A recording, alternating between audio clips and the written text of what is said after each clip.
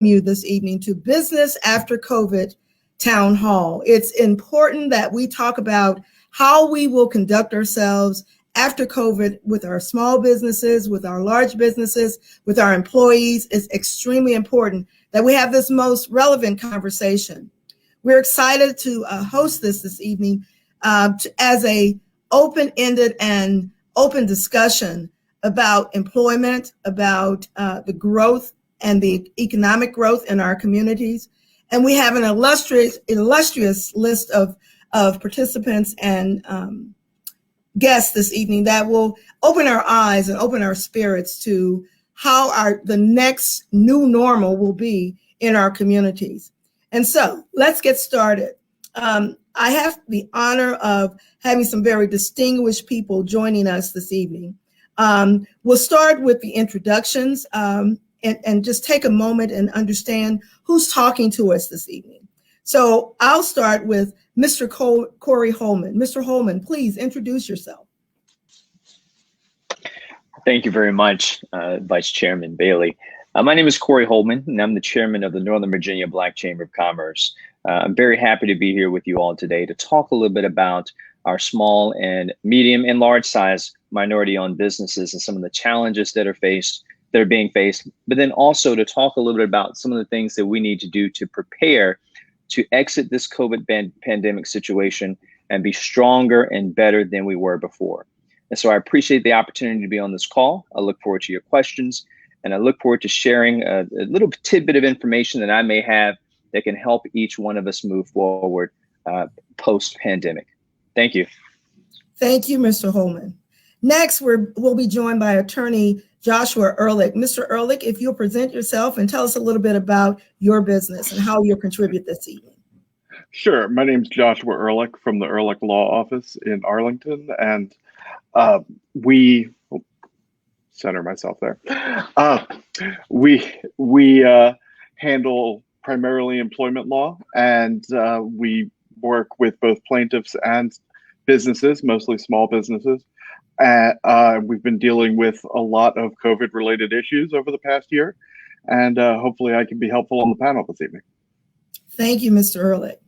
Next, ladies and gentlemen, we're joined by Mr. Timm Johnson. Mr. Johnson is the director at Mason Small Business Development Corporation. Mr. Johnson, enlighten us, please. Well, thank you very much. Good to see all our small businesses out here. We are your local Small Business Development Center. We are the big primary resource partner of the SBA. So everything COVID assistance, we are your voice and your support.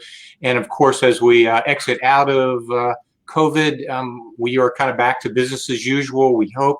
And we are here to support that growth as well. Thank you, Mr. Johnson.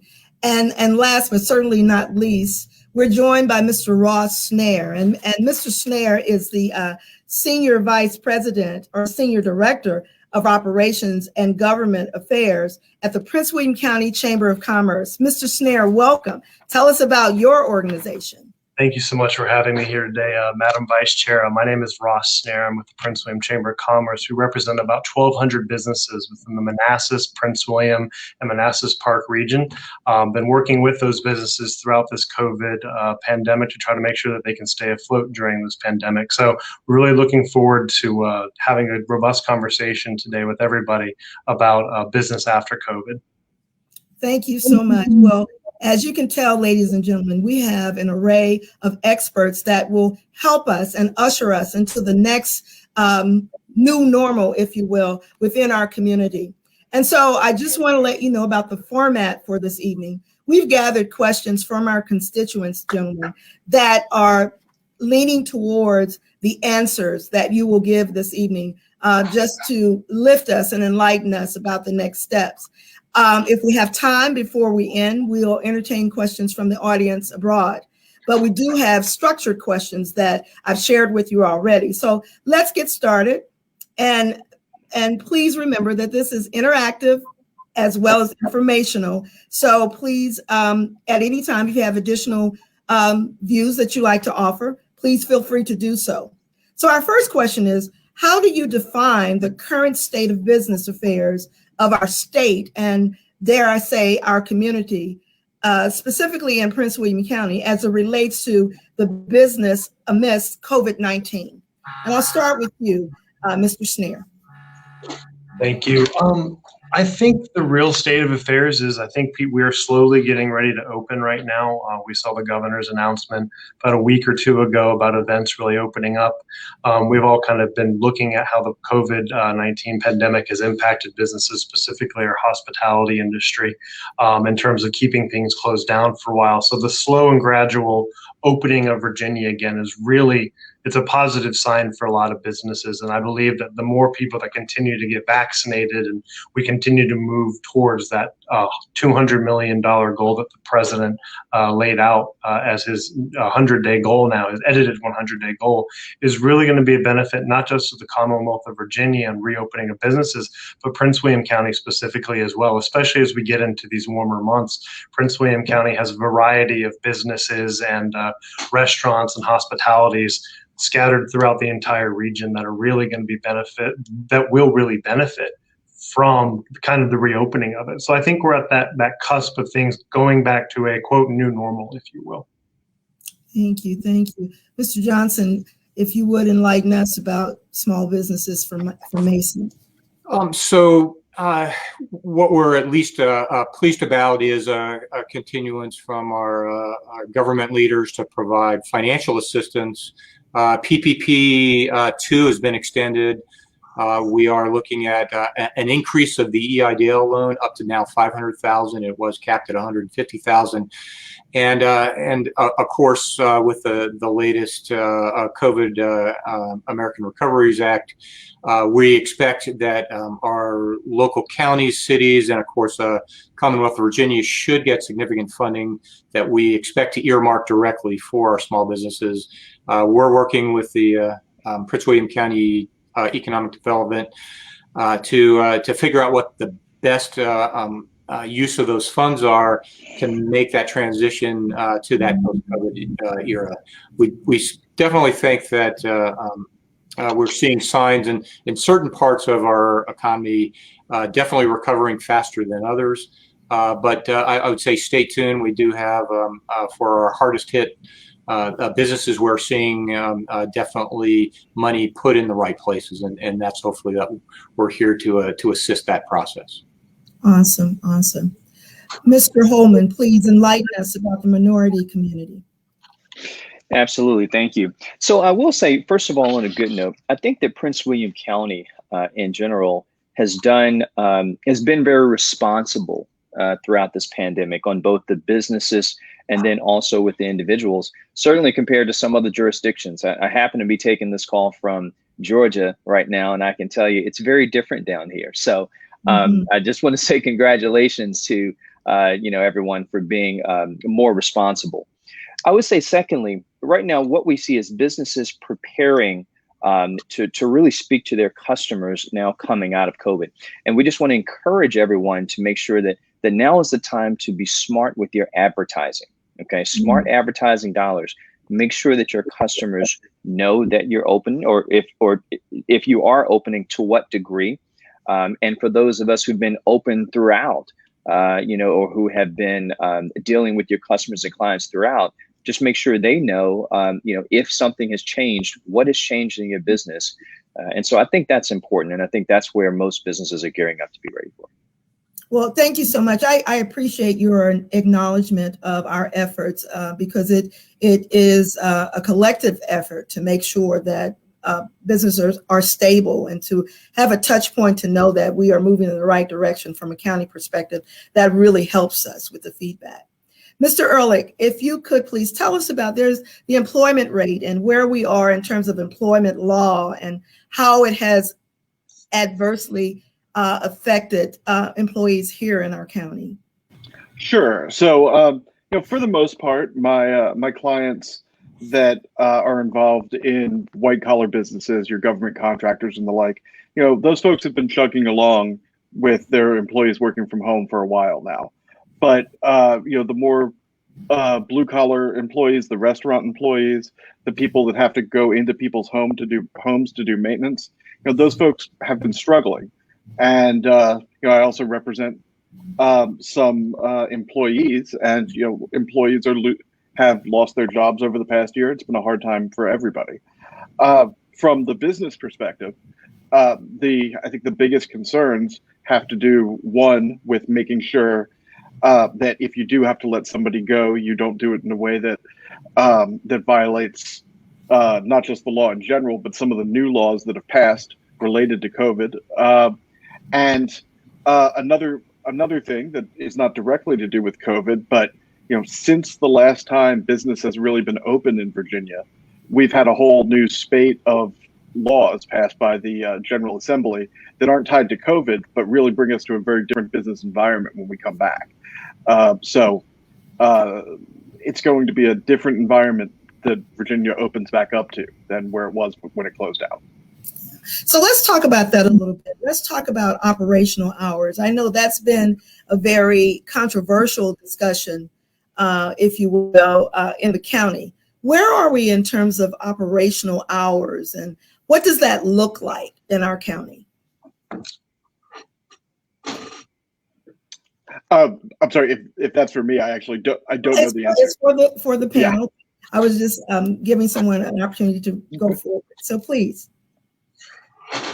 I think I'll take it from our perspective, since we represent a number of the businesses here in Prince William County and throughout the region. It kind of varies depending on how large your space is.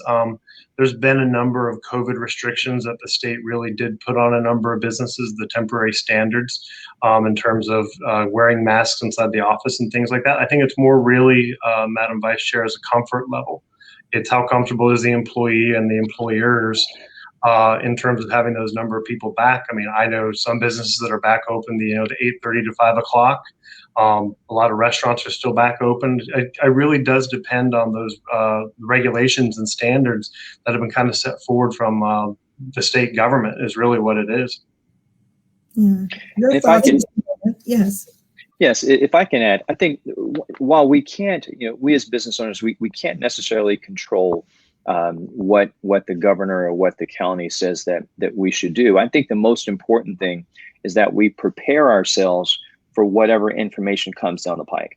And so as things open up, we need to prepare ourselves, especially in the case of retail customers, because a lot of small businesses are in the retail or restaurant space. Prepare yourself to keep your customers safe and make your customers feel comfortable.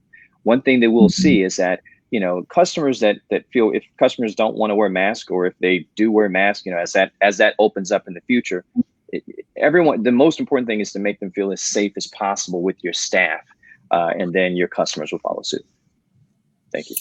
Yeah, that's a good thought. I'm concerned, and I want your thoughts on the working hours and how has that affected the community in terms of the responsiveness to businesses. I mean, do you think the community is adjusting to that, the working hours and the hours of operation and the hybrid models that we've been seeing with businesses? How do you think that's going in terms of our county? I would say rather well. I think, again, it kind of goes back to the varying nature of the business and what all that they do. I know that probably a lot of people here have worked with not just the employees, but also the employers.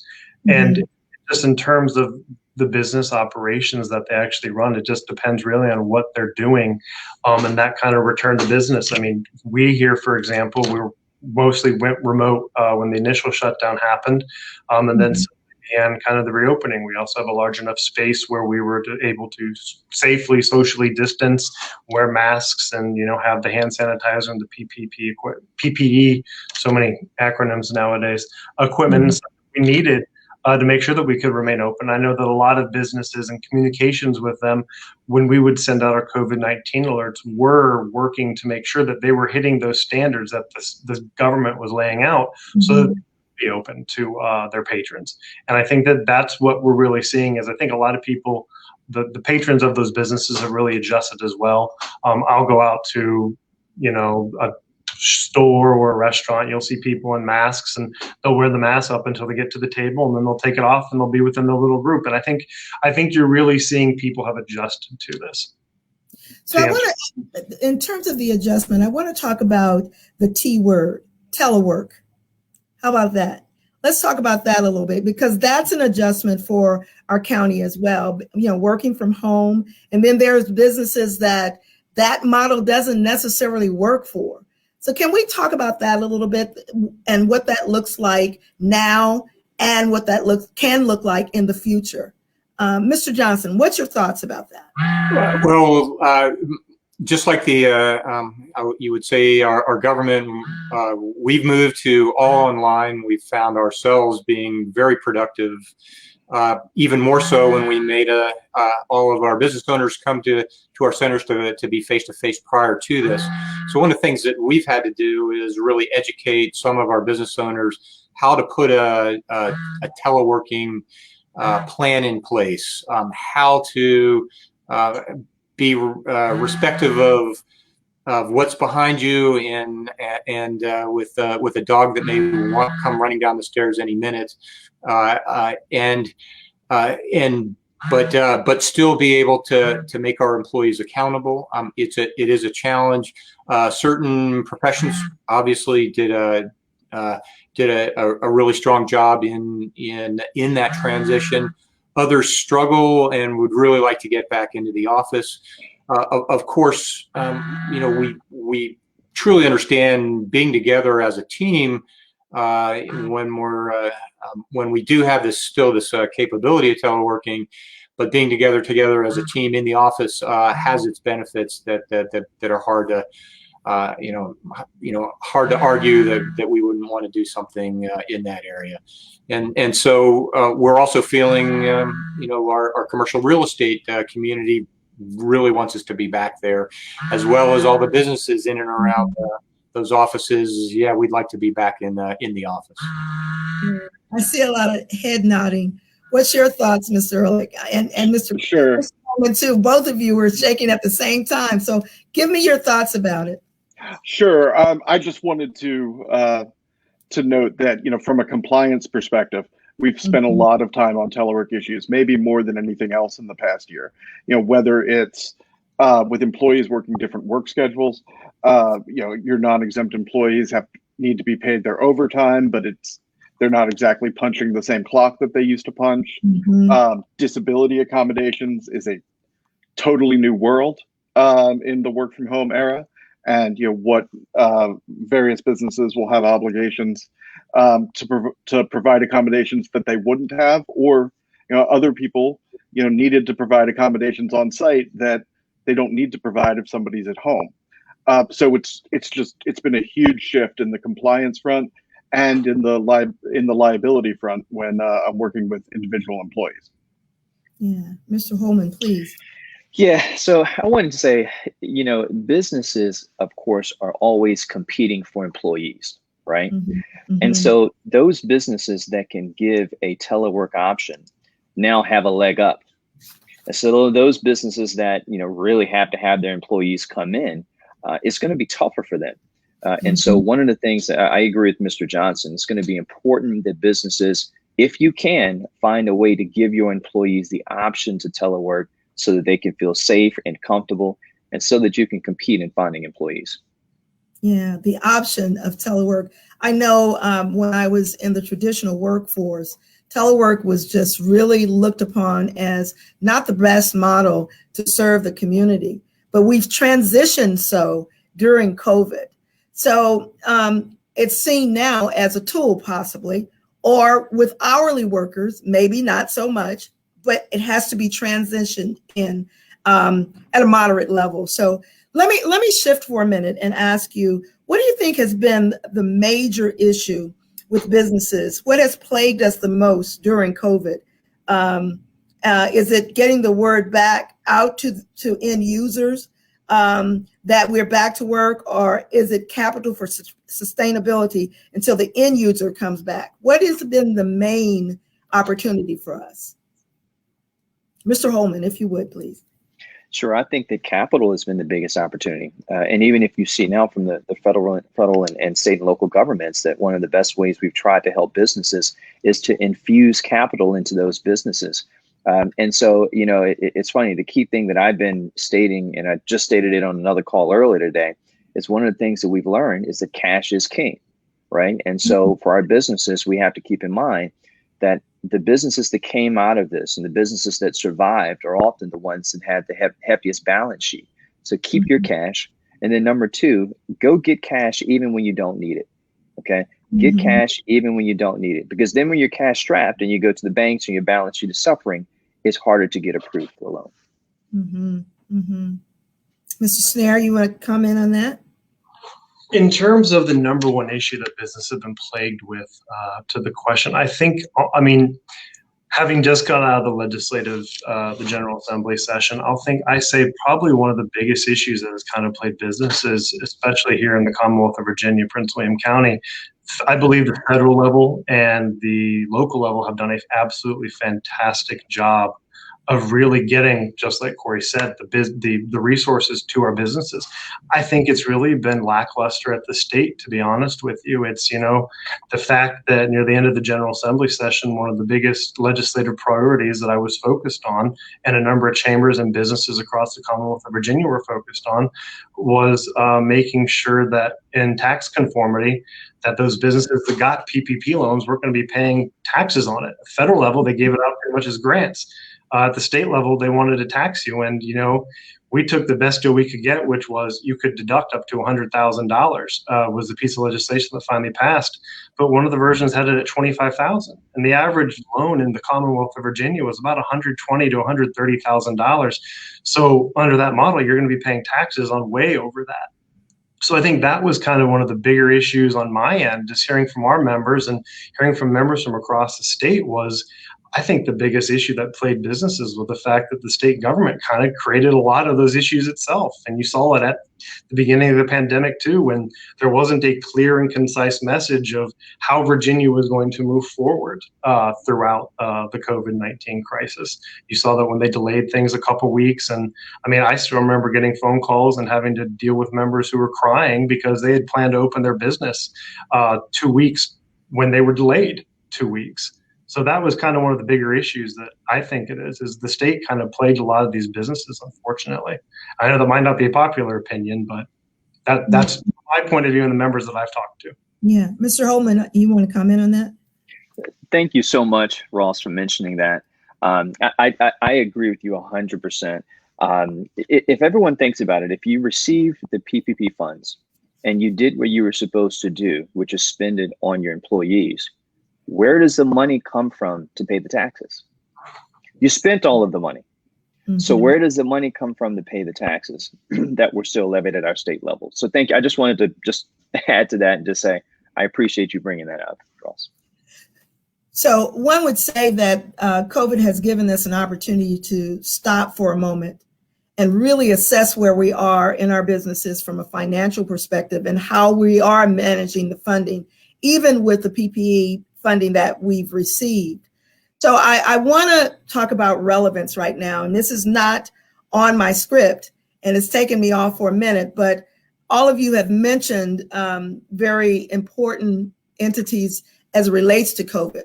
But with your industry, let's talk about two things. Let's talk about the chamber and the relevance of the chamber and how that plays in this whole entourage of uncertainty and moving into normalcy. And let's talk about employment law as it relates to small businesses and how the relevancy there. So I'm going to go with the chamber first, because I think with the chambers, your organizations, it has allowed you to heighten the relevance of your organization.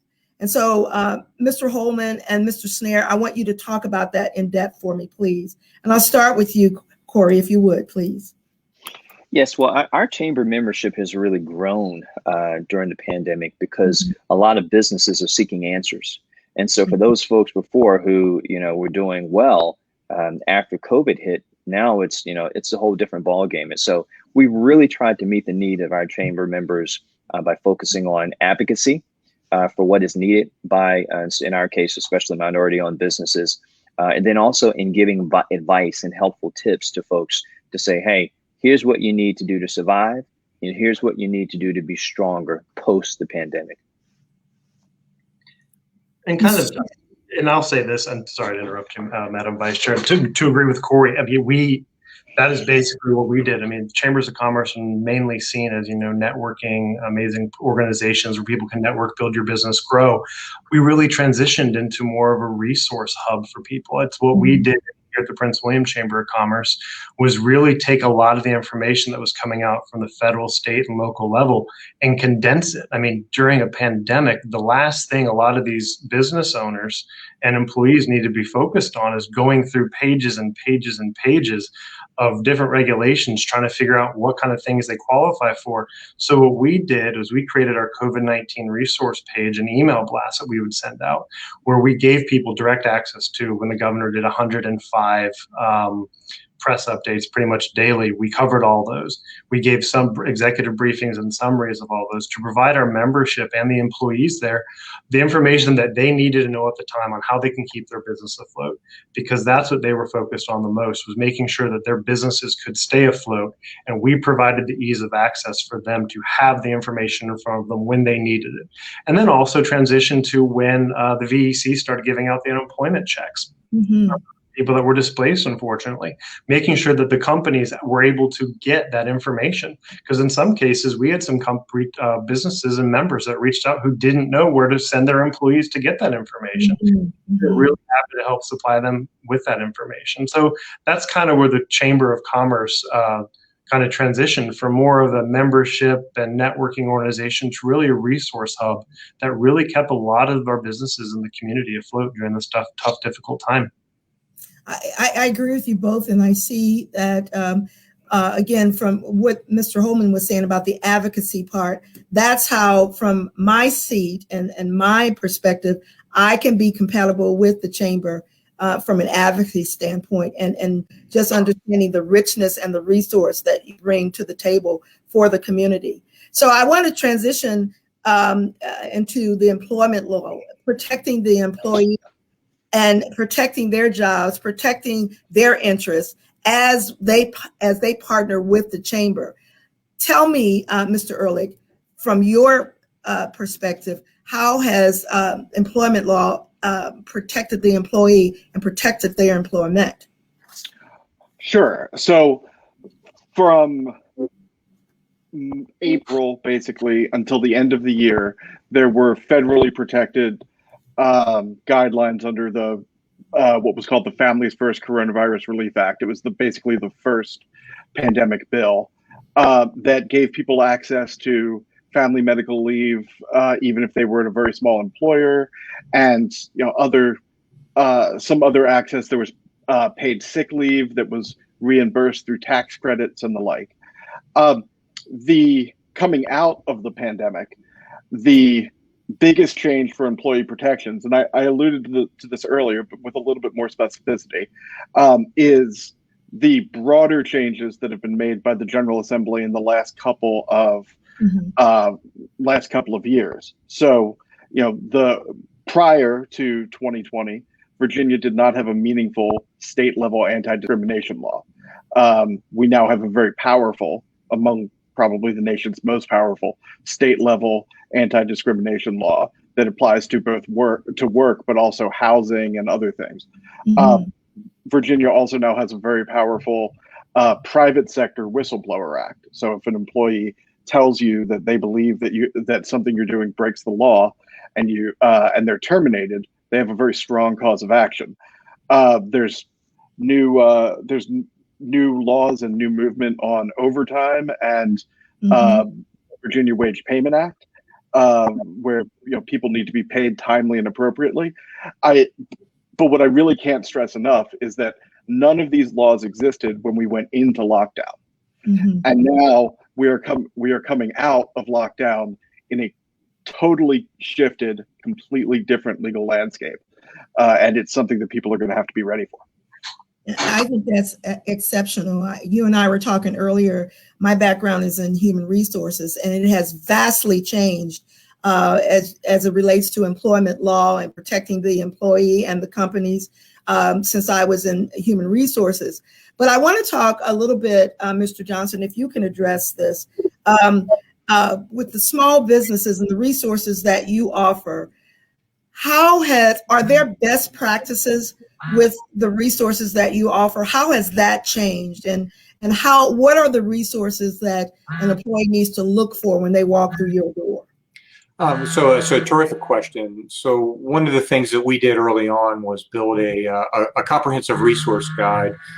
First, it start with a business owner's assessment. Am I going to survive this? Am I going to be able to, with the financial assistance coming in and with some anticipation of when some of my business is going to return, and those business owners really did need to be honest with themselves. But as we got into that transition into the recovery and kind of what we were really focused on, we started looking at areas that made sense. We worked directly with Prince William County, putting in a program called the Technical Assistance Program, where the county was providing grants specifically to business owners in areas around e-commerce, digital marketing. And we worked directly with the businesses to figure out what they needed. We are, I would think, coming to the point where we're experts in a lot of the digital marketing areas, and how you compete now digitally, especially when we're connecting all online these days.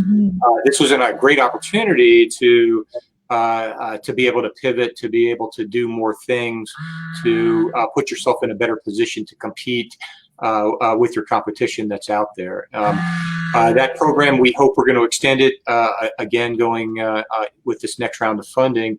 And that's just one of the areas that we focus on. Financial planning, financial management, raising additional capital is one of our core strengths. And of course, all the operational areas, things like HR, IT, cybersecurity, that's again another big area that we've got domain expertise that we can bring right to the small business owner. In 2020, we counseled over 1,500 business owners in our Northern Virginia region, 10,000 statewide. So we're there to provide not just one-on-one counseling, but fantastic webinars in all these business subjects there to educate our business owners. Excellent resource. Yes, please. I was going to say, and I forgot to mention too that we've been in partnership with Mason Small Business Development Centers and Timm and his team for a couple years now, and it truly has been a fantastic relationship. And kind of going back to the previous question, that's actually one of the resources we were able to provide to our businesses as well, was making sure they understood what all the Mason Small Business Development Center and their staff did to really help them. So they play a huge role in making sure that a lot of our businesses have stayed afloat during the COVID pandemic. Will afterwards as well, if we're talking getting back to business. Yeah. So let me just ask, gentlemen, are there best practices or cookie cutter models that we need to hold on to in COVID, or do we need to broaden our perspective in terms of the sustainability of our businesses, specifically our small businesses? What's your thoughts about that? So from my perspective, it obviously is business industry specific. What a government contractor and what they've been able to do is significantly different than, say, retail, food service, or daycare. I think some businesses just naturally are going to look a lot like they were pre-COVID. Others, we've learned telemarketing is actually a very productive, effective way of conducting business that may allow you to reduce some expenses on one side. So I think there is an understanding that we're really going to have to look at best practices in each industry sector before we do any sort of generalization. Yeah. Any other thoughts about that in terms of best cookie cutter and best practices? And the reason why I ask again is because I see with COVID being such an uncertain thing, and it hit us with such a grand impact, we've had to change the way that we drive. We've had to change the way that we eat. We've had to change the way that we shop. We've had a lot of changes. So I go back to what Mr. Holeman was saying about the marketing piece, and Mr. Johnson mentioned that as well. The marketing piece has, for businesses, large or small, has had to change. What's your thoughts about that? Because I look at that as an opportunity for businesses to broaden their services in a different way. I have to say, I think the thing I look at is I totally 100% agree with that in terms of the marketing. A lot of the businesses you saw thrive throughout this pandemic were the ones that changed their marketing, changed the way they really did business, were innovative. You look at what a lot of businesses, for example, in Old Town Manassas were able to do in terms of just their marketing, getting people there. I've having had conversations with a number of businesses, the ones who really changed their marketing plans and schemes, and not schemes, but their practices really saw a return on their investment. Some businesses, I remember on Mother's Day last year, talking to a couple of them saying, you know, I know that Mother's Day is a huge day for you guys. You guys are typically incredibly busy. And how was it during this pandemic with takeout being the biggest issue? And their response was, it was one of our best ever. So I think that kind of goes and speaks to it in the fact that businesses that are innovative and should be in business are planning and doing the marketing they need to do. In terms of a cookie cutter approach, I'll jokingly say I defer to the lawyer in the room because there's lots of different regulations at the federal and state level and some local level in some cases that a cookie cutter approach for some might not be exactly the perfect one. So we'll defer to Mr. Erlich on that. Sure. And, you know, I think it's actually quite the opposite of a cookie cutter approach because as you were mentioning earlier, you know, we have seen so many new practices, so many things that we did not think were possible before. We've had to scramble in so many ways to continue doing business and continue to keep businesses open that on a moving forward basis, I think it's going to be hard to pull some of that back. So, you know, just to go back to something I was talking about earlier for the example, you know, if you have someone that's looking for a disability accommodation of telework, and historically you've always said that's not available, but over the last year you've done your whole business 100% telework. If you have someone like me that shows up representing the plaintiff there, it's going to be hard to convince me that you can't give them telework after you just did telework for a solid year with everybody. Yes, Mr. Holeman. Yeah, just to add to that, I think one thing that we've learned, and we know this, right, is that some businesses are always going to take off. Some businesses are going to be innovative. They're going to go out, get the capital. They're going to grow by leaps and bounds and go from 5 employees to 20 and then to 100. But the other thing that we learned during COVID is we learned to appreciate the small businesses. Some small businesses are local community businesses that just aren't going to be poised for significant growth. You know, think about the barbershop, and in the Black Chamber, of course, we have a lot of members of the sole proprietorships, as a lot of Black-owned businesses are. But how many times were you on a Zoom call and you saw someone, you said, man, that guy really needs a haircut, right? But I mean, but so we have to remember also to always support those small businesses that maybe they're going to be small forever, but they're still important. Well, you know, I think that's an excellent point. I think about the news reports that I've seen on TV where small businesses have come together in a conglomerate way to serve the community in a more creative way. So that puts us in a whole different way of doing business. I want you to talk a little bit more about that, because I believe nationally, small businesses are the foundation of our country. And so what does that look like right now as we're slowly coming out of COVID? What does that look like in terms of the creativity, in terms of the level of support, in terms of the funding? What does that look like? And I want us to pause there and talk about that a little bit more, because it affects the standards for employees and employers. It affects the funding from a national and federal standpoint. What does that look like for the employee? Can we stop there for a minute and dig a little bit deeper? Anyone?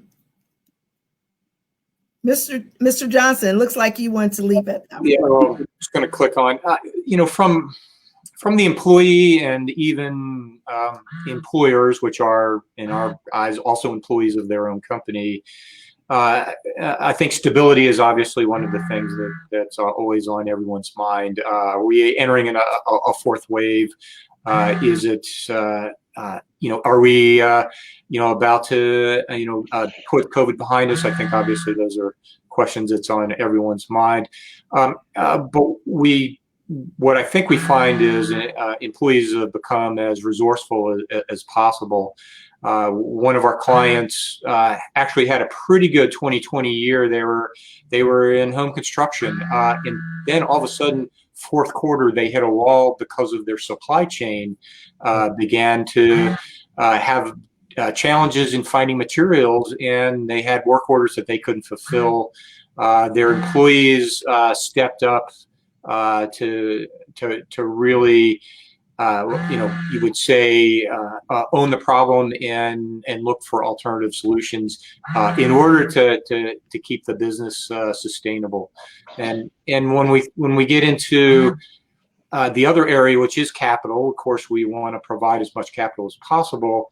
We're still seeing that commercial banks, which are in the middle of doing PPP, are they still doing commercial loans? Are they able to actually access the SBA to do the SBA-backed 7A or 504 loans when the SBA is all tied up doing EIDL and now these new grant programs? So there's this constant, when are we going to return to normal from our normal capitalization of our businesses?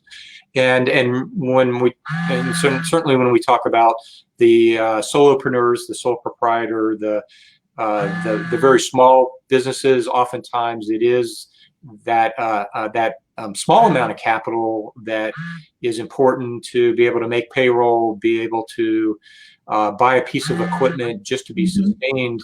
And that often is a bit of a challenge if it is unclear where do you go. And of course, that's what we're here to hopefully help through that process and figure out who is lending, who is ready to see customers, who is ready to help those small businesses be sustainable. And I think that's something we certainly want to be aware of at our local government level. Yes, certainly, Mr. Erlich. Sure. So small businesses really are where innovation comes from. And what I've seen, not only as a lawyer but also as a business owner, is that much of the last year has been, larger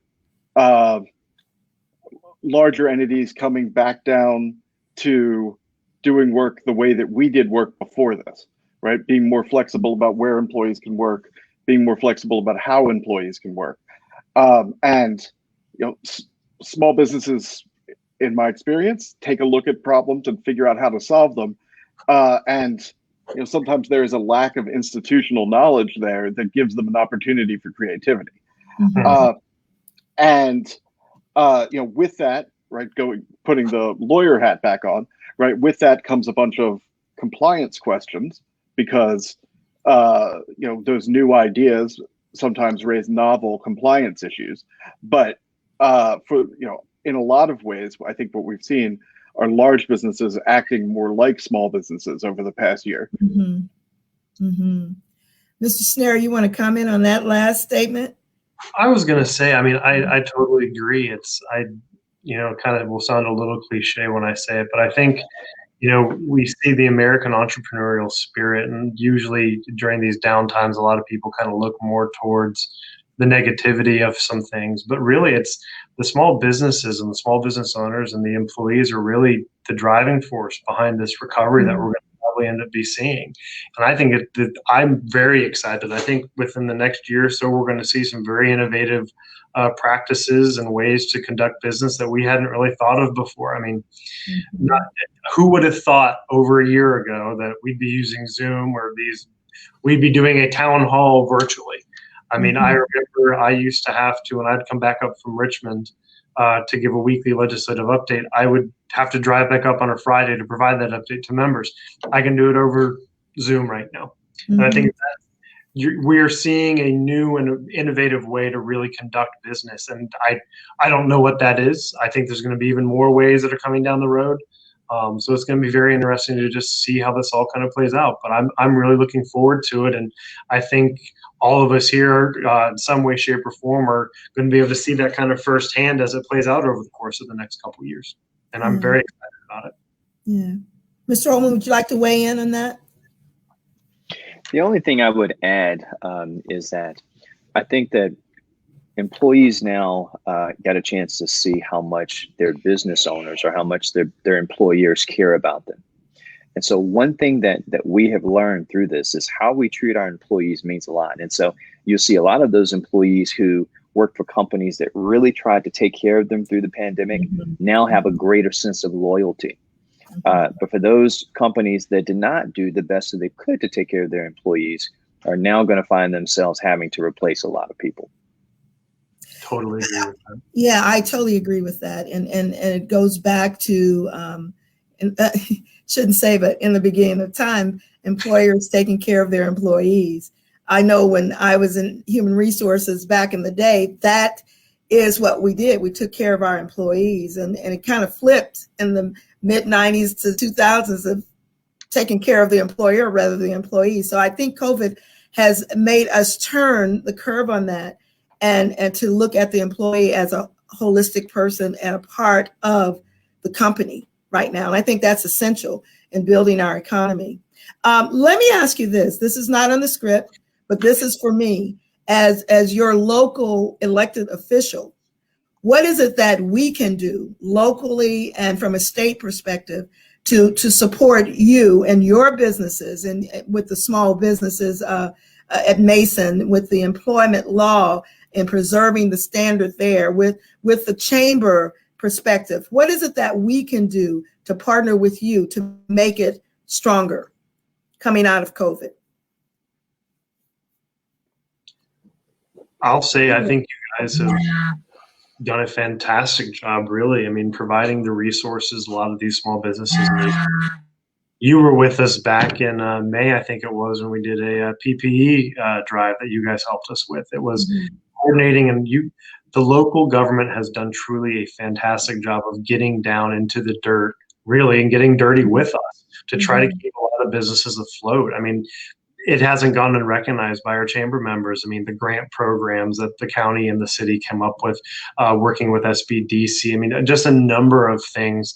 I mean, I have no complaints, which is good. But you guys have done, it has been a fantastic job.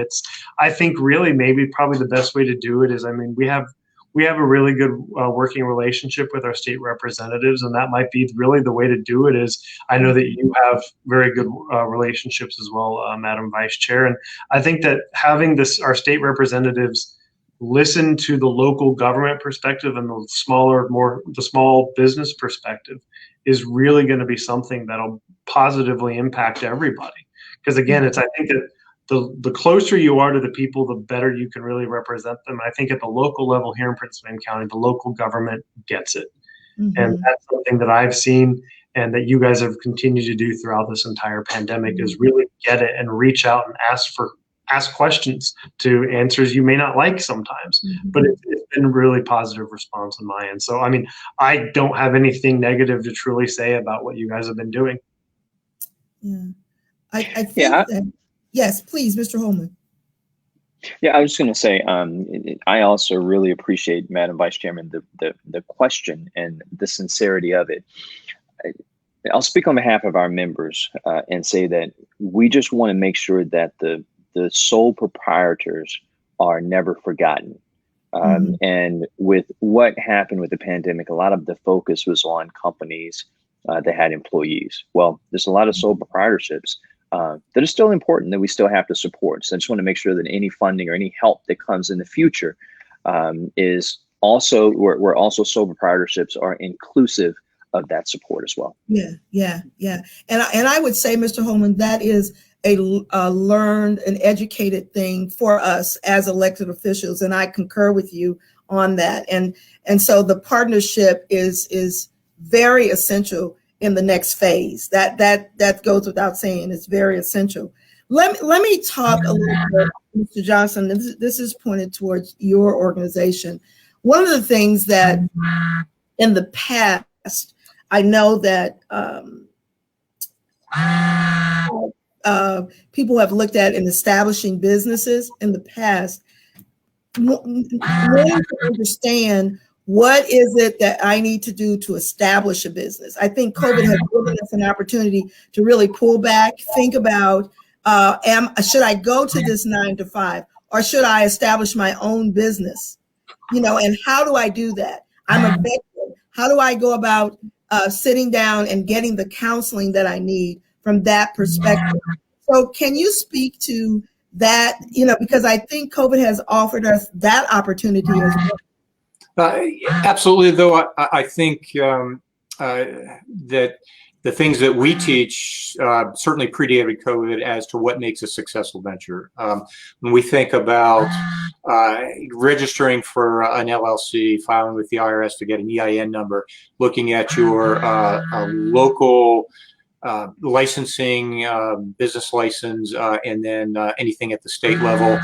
Those are tactical things that we can walk any small business owner through. But what makes a successful venture is truly understanding their customer. Who are they selling to? How are they different from their competition? How do they get the word out that that they have a solution?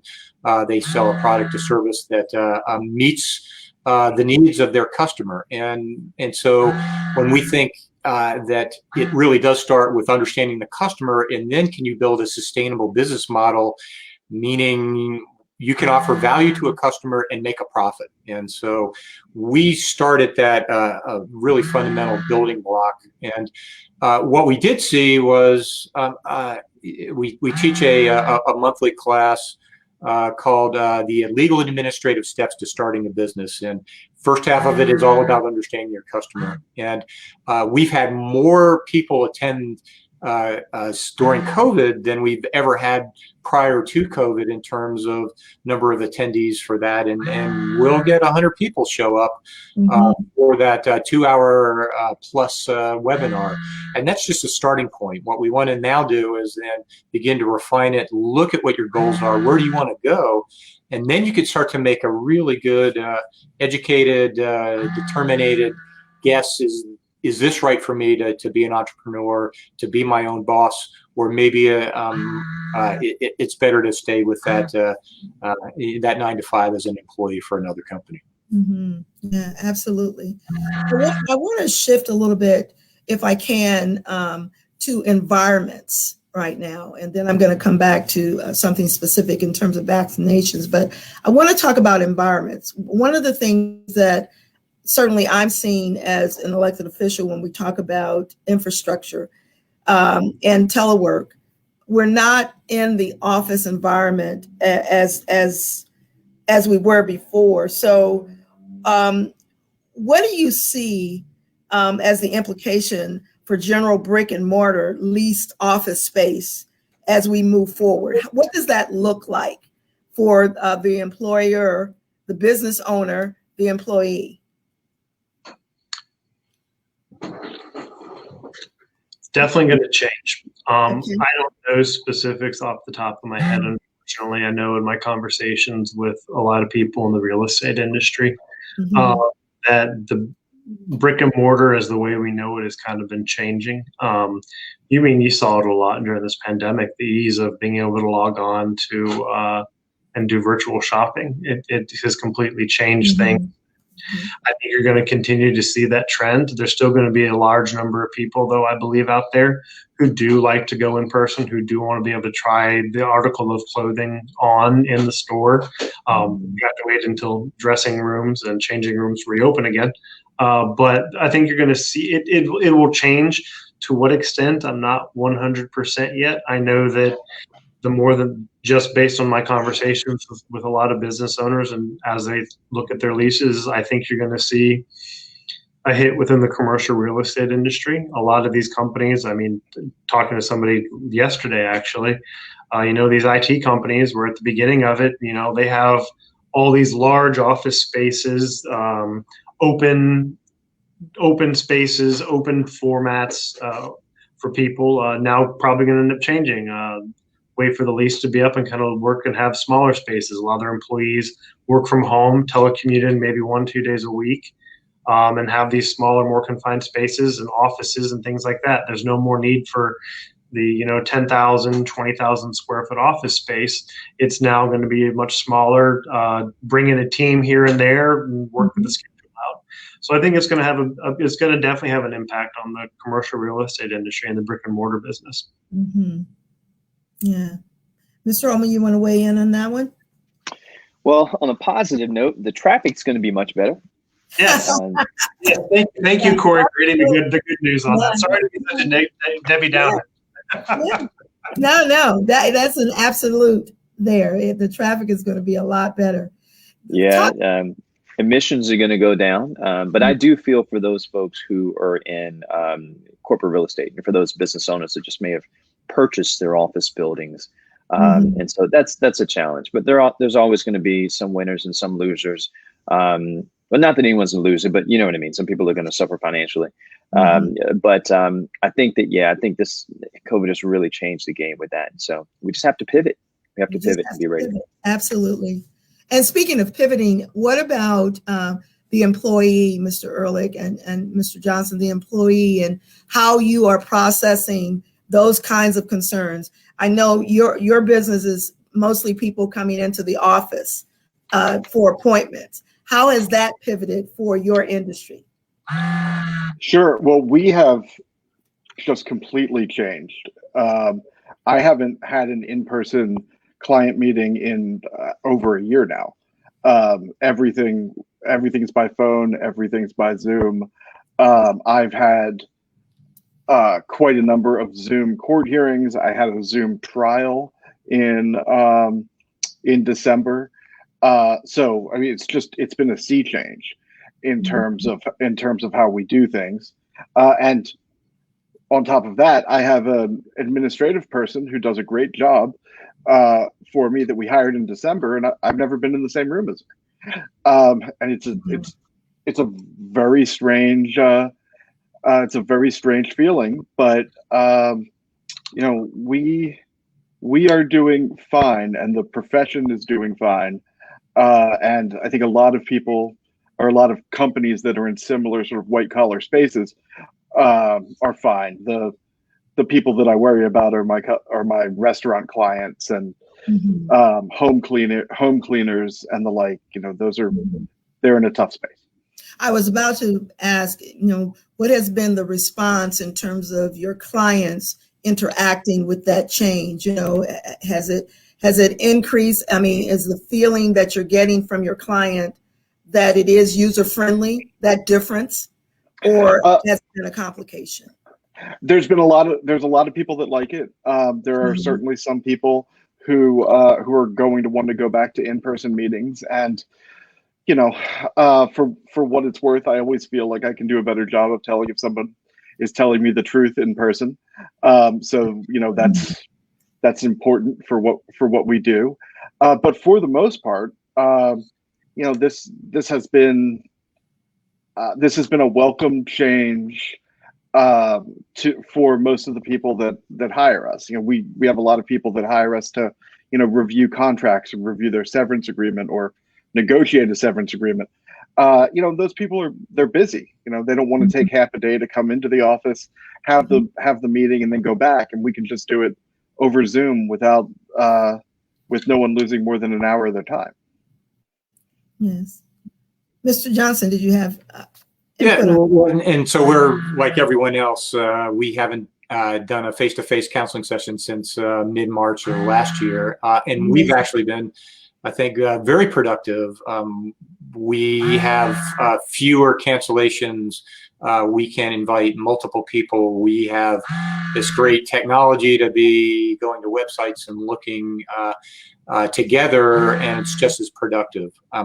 I think where we find that one of the areas we miss, and I'm sure Ross can agree, is we really miss the face-to-face networking. That's often a big part of a lot of our businesses, to get out into their communities and interact with potential customers, potential partners, and that's just, there's such a pent-up demand to come back to that. So I think that's one of those areas that has been the downside. I can't think that really networking over Zoom really works very well. It often is monopolized by one or two individuals, and you really never get that sort of one-on-one sort of semi-confidential private conversation, in a crowded room with over breakfast or happy hour. So we really are missing those things. Yes. Yeah, I had a question for Mr. Erlich, the attorney on the panel. So you mentioned that you have you've met with clients virtually. I wonder if we'll ever be able to arrest people virtually. Like, is that something that will ever happen? I wonder, would that ever be a thing? That's a good question. I don't believe so. Maybe. I hope so. Question. If we did, it would cut down my civil rights docket. I was being somewhat facetious. Thanks for entertaining the question. Of course. I mean, I think in terms of the virtually kind of going what Mr. Erlich and others were saying into the virtual, I do really miss seeing a lot of our chamber members in person. That was kind of one of the big benefits is Corey can attest to it, being the chair of his chamber as well, is that's part of the job. It's one of my favorite titles that somebody gave me is the connector in chief. It's being able to connect those businesses with each other so they can do business and really thrive. And, you are missing that when you don't have it in person. But kind of go back on a question that you mentioned before, is how do we kind of transform because of COVID? And, all of our committees and councils, our programming for our chamber members is all online now. It's all over Zoom meetings, and it's provided more people access to attend those. Mm-hmm. I mean, Prince William County, as you know, Madam Vice Chair, is a huge locality. It takes 45 minutes to get from basically where your office is to get up here to chamber headquarters here in about mid-county, and that's only mid-county. Mm-hmm. That's not the western end, even further west. So I was actually talking with a business the other day that says, I've actually been participating in more chamber events because they're virtual than I was before. Because she said, it would be a 3-hour affair for me to go to one committee meeting in a day. And that's usually in the middle of the day. So I think, again, it's finding the ebbs and the flows, really. It's looking more towards that positive, okay, and that's part of what my job is now at the chamber, is to really identify what's the biggest bang we can give for the buck for our members. And it's, providing this virtual way of life is something that's definitely beneficial in some respects. But to what Timm was saying, you have to have that in person. There's nothing really like that in-person networking that really gets business going. So would we say that the word that Timm used earlier, productivity, would it be that we've been more productive during COVID? I believe so. Yeah. I mean, I'll say, from my perspective, I know I'm as productive as I can be, but there will be times where, previously I'll be working from home and, I might decide to go out for a walk for a little bit, but it's just a different way of doing things. I'll still go and get the job done. And it really does kind of, with a lawyer in the room, I guess I'll say it depends on the employer and how they kind of handle that. But as long as here at the chamber, as long as we're getting the job done, we're getting the job done. And, my role, especially, it's pretty much a 24-hour, 7-day-a-week job. Now, I'm not going to answer you at midnight or 1 o'clock in the morning, but we'll do the best that we can to kind of serve you and your business, help you get through some issues. So, it's just like when you're in the office. Sometimes you're just like going to get to an email or two. So it just kind of depends on the business, depends on the employer and the employee themselves. Yeah. Let's shift for a moment. I was having a meeting today, and I was talking about infrastructure, and I was talking about a planning project, and I mentioned that I wanted a hotel in my district at a certain place. Let's talk about the hospitality and the food industry, which was one of the hardest hit, I think. But enlighten me to this, and how does that industry come back to what it was before or move forward to something totally different? Talk about that. And Mr. Holeman, Oh, okay. Mr. Holeman. Yeah, I was just going to add. I think so. I think that from an infrastructure perspective, it's going to really change the game. A hotel investment is a really tough investment right now. Or anything. It's a big risk because we expect it to come back, but we're not sure that it will. And so I think that from an infrastructure perspective, while we as a county and also as a state and as a country must continue to invest in infrastructure, I think with so many people coming off the roads now, while we still need to make investments, we may need to be a bit smarter about how to spend those dollars on improving our infrastructure. And how does that impact the workforce too? I mean, it's just a totally different way of thinking in terms of entertainment, in terms of, food distribution or whatever. It's something totally different. Well, and in terms of the hospitality industry that you had mentioned, Madam Vice Chair, it's, I think, and I don't know if the numbers are correct, I can give you a range. I want to say within the first 2 months of COVID, 70 to 80% of the employees within the restaurant hospitality industry were pretty much displaced from their jobs, mostly because of shutdowns, they couldn't be functioning, and restaurants were basically moving more towards takeout, which was again kind of one of the major consternations that I dealt with at the beginning of the pandemic, was restaurant owners really wanting to have their employees back because that's a really tight-knit industry if you ever worked in it. So it's that 70-80%, it was kind of one of the hardest hits. But it kind of goes back to something I had mentioned before, where again, that the federal government, local government did a fantastic job. Again, kind of going back to the legislative side of things, piece of legislation in the General Assembly that got pretty far down the path, and I believe passed actually, was a bill to ban styrofoam containers. Gives me pause that, still someone in the middle of a pandemic, we're dealing with a piece of legislation that basically wants to ban one of the major ways that a lot of restaurants were able to stay in business. Absolutely. We did a lot of studies on it and talked with a lot of our restaurant owners, and I think Corey might be able to talk about this a little more. A lot of our restaurant owners are minority business owners, and they don't have a lot of the resources a lot of these larger corporations have. So styrofoam containers are the better option for them fiscally to have. So to have a potential ban on that really does hurt the industry. So it's just one of those. It was hit, and I wish some more common sense would be put in place in some respects. Not to be too blunt on it, but it's just one of those, coming out of the General Assembly session, there are moments where I just go, really? We discussed that? Yeah. So, Mr. Holeman, would you like to weigh in on that? Yeah, no, I agree. Ross is definitely correct. I mean, one of the things that we encourage our chamber members, as a matter of fact, we just had an event today where a chamber member who has a cake business was talking about how he's going to do things differently post pandemic. And so I think that like you said, and we've talked about before, the importance of us investing in advertising, and this especially is the case for our hospitality businesses. Make sure that we communicate with the customers the new hours of operation, what's different, and make sure that they feel safe in terms of our cleaning, in terms of how we're going to make sure that they're safe. That's so important now for the in-person businesses. Yeah. Let's talk about being safe. That's a good segue. I wanted to get your thoughts on the impact of us getting vaccinations, and what part does that play in the return to work model, and with the COVID restrictions, how will it impact the businesses in the future? What's your thoughts on that, Mr. Johnson?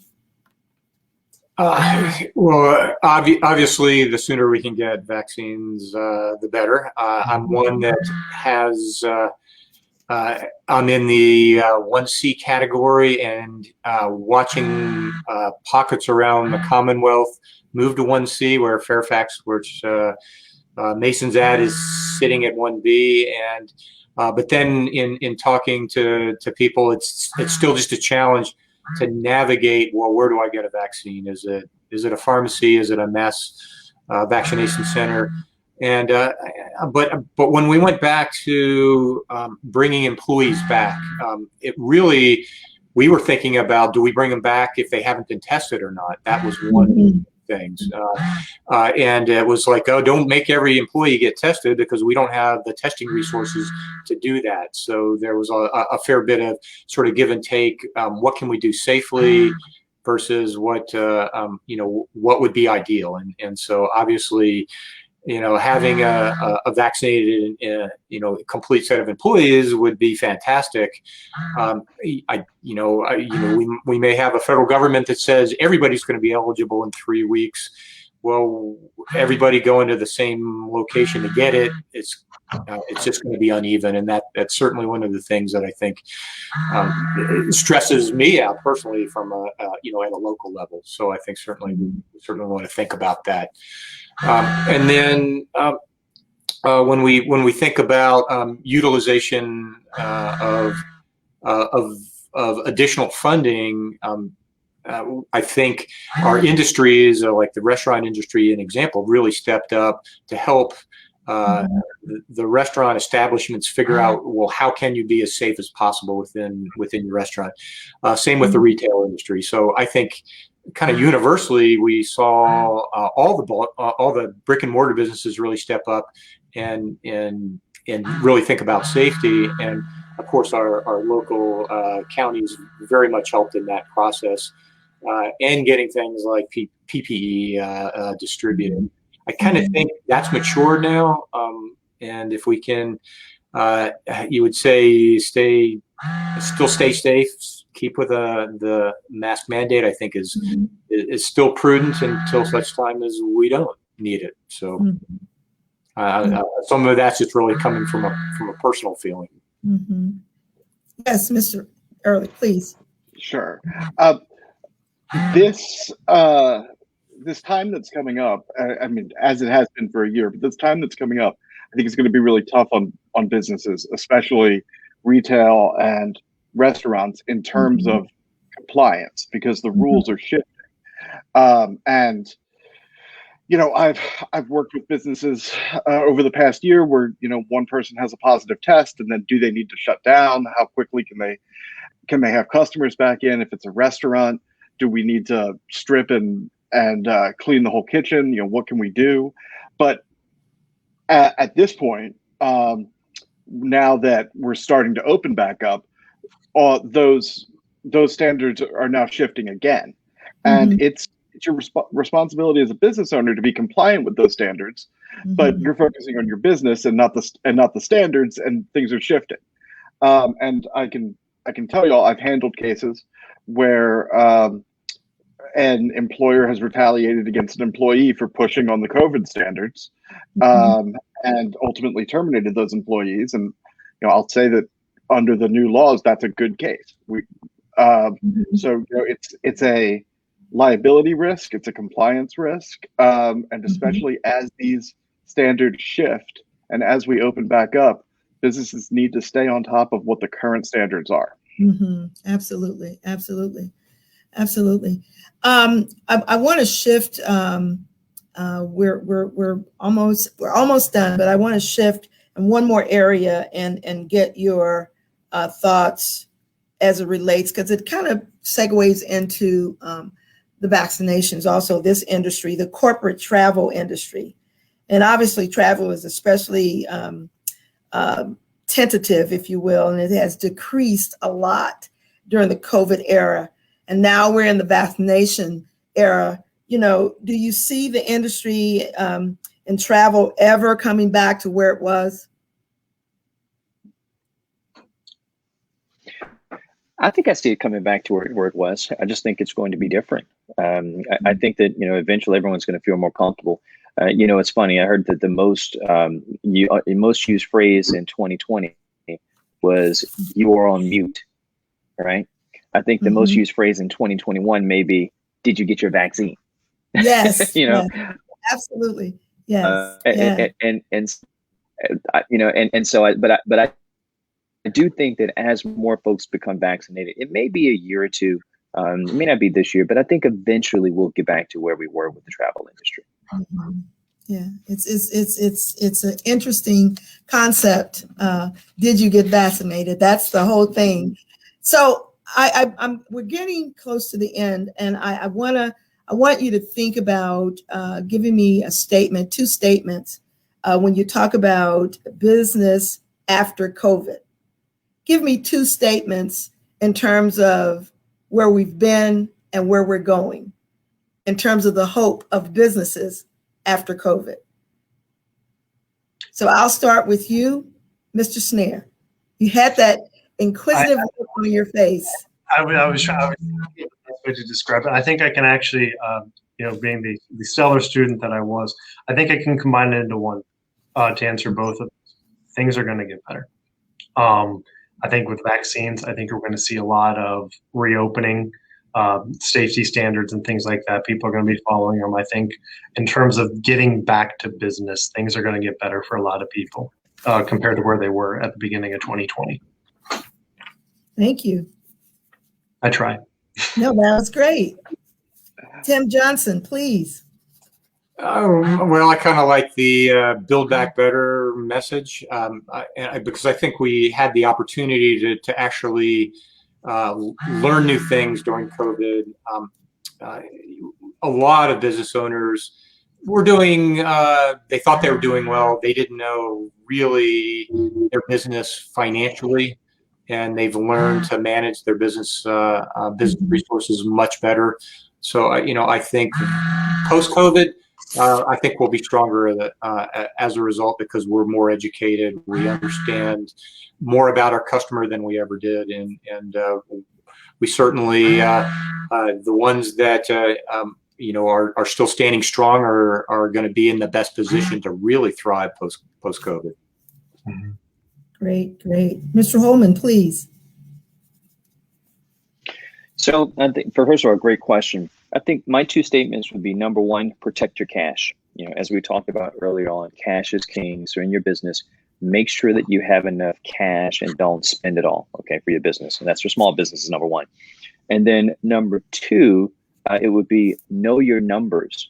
You can best believe that in this past year, more folks have checked their bank accounts, more business owners every day throughout the day than ever. So know your numbers, know what you have, and know how much business you can afford to lose before you're in help, before you need help. So that's what I'd say. Excellent. Mr. Erlich, please. Absolutely. So first of all, broadly, I think it's correct to say that businesses are going to be fine in the long run. If you're sufficiently capitalized to get there, then ultimately, people are going to go back to restaurants, people are going to go back to movie theaters, people are going to travel again. But between here and there, I think we have some tough times to navigate. And I encourage everybody to be careful with all of the legal changes and everything else that we've discussed. Because if you can get to the other side, I've got confidence. People were making money before; they're going to make money again. But between here and there, I think we have some tough times. Awesome. Elizabeth, do we have any questions from the audience before we close out? We've got about 9 minutes. Okay. Well, hearing none, gentlemen, you have. I'm sorry. I do want to say one thing too, Madam Vice Chair. I want to thank you and your staff for putting this together. I think this is this kind of communication with your constituents, the people of Prince William County and the business community is really helpful. So I do want to thank you and your staff for putting this together. I think this was a really fantastic discussion. I really enjoyed representing the Prince William Chamber of Commerce, and thank you for all that you've been doing for the community. Well, thank you, Mr. Snare. It's a pleasure to have you this evening. It's a pleasure to have all of you because you offer a wide array, a different perspective and you give us hope. You give us hope in what you do. And so I want to say to our audience, thank you for coming into our sanctuary tonight and really talking to the experts about our business here locally. They do care about us, and it's an excellent partnership when you can put employment law and businesses, be they large or small businesses, with the chamber, minority or veteran-owned, whichever, when you can put that partnership together and you have a resource like the small business associations that you can sit down and learn more about how to grow your business. So we have hope because of these subject matter experts that are on the screen tonight. And the hope is that we are going to get better. We're going to build back and be better and be stronger in post-COVID. And we're going to move because we're educating ourselves during COVID. But most of all, what we need to do and have learned in COVID is to protect our cash and to know our numbers as we're moving out of COVID, and that the businesses are going to be fine. We just have to be compliant, as Mr. Erlich has said, and we have to trust that what we've invested in is going to be strong. So I want to thank you all, gentlemen, tonight for being with me and serving the community in this way, taking time out of your family time and out of your business time to serve the community at large tonight. And Mr. Holeman, who is the president, the chair, the CEO, the expert for the Northern Virginia Black Chamber, I thank you for all that you do for us, as well as for our Chamber of Commerce for Prince William County, Mr. Ross Snare. Thank you so much for your service as well. And for Mr. Erlich, thank you so much for teaching us more about employee and employer law and how to be compliant, something that is really sometimes subliminal and we don't pay attention to. So just to know that you're there. And for Mason, Mr. Timm Johnson, for your small business training. We really appreciate you all. This concludes our session for this evening. Thank you so much for your attention. To all of the citizens in the Potomac District, as well as Prince William County, I bid you adieu.